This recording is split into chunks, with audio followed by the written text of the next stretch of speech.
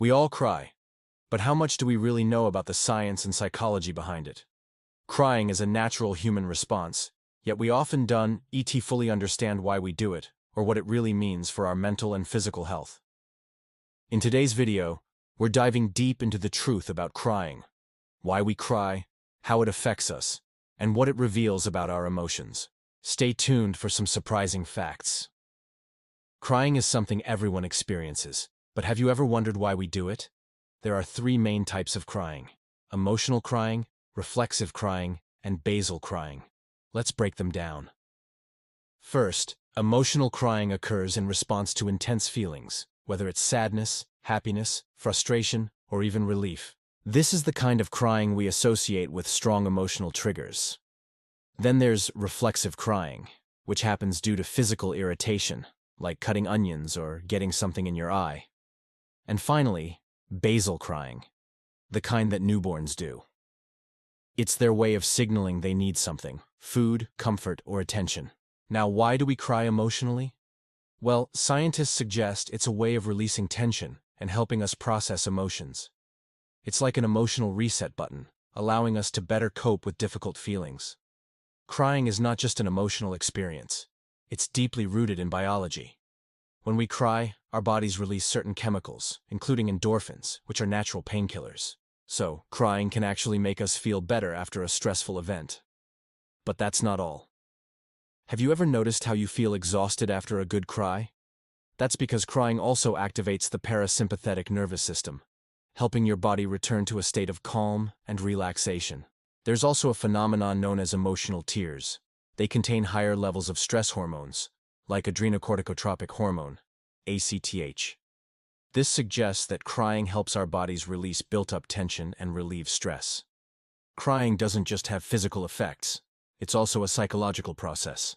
People cry for different reasons, from expressing sadness or joy to feeling relief. But did you know that crying can actually improve mental health?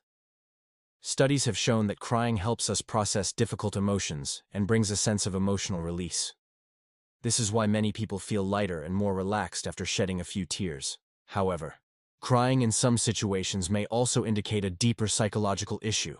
For instance, frequent or uncontrollable crying could be a sign of depression or anxiety. But remember, crying can also just be a healthy, natural way to deal with tough emotions. Have you ever noticed that women tend to cry more often than men? While everyone experiences tears, research has shown that gender differences do play a role in crying patterns. Studies show that women cry about 4 times more than men, with emotional crying being more prevalent.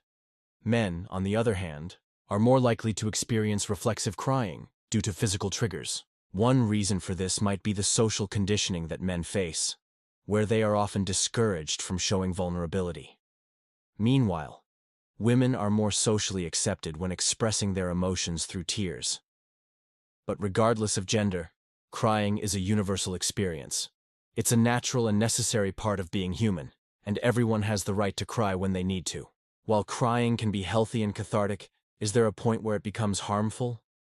Research suggests that in some cases, excessive crying can be a sign of underlying mental health conditions.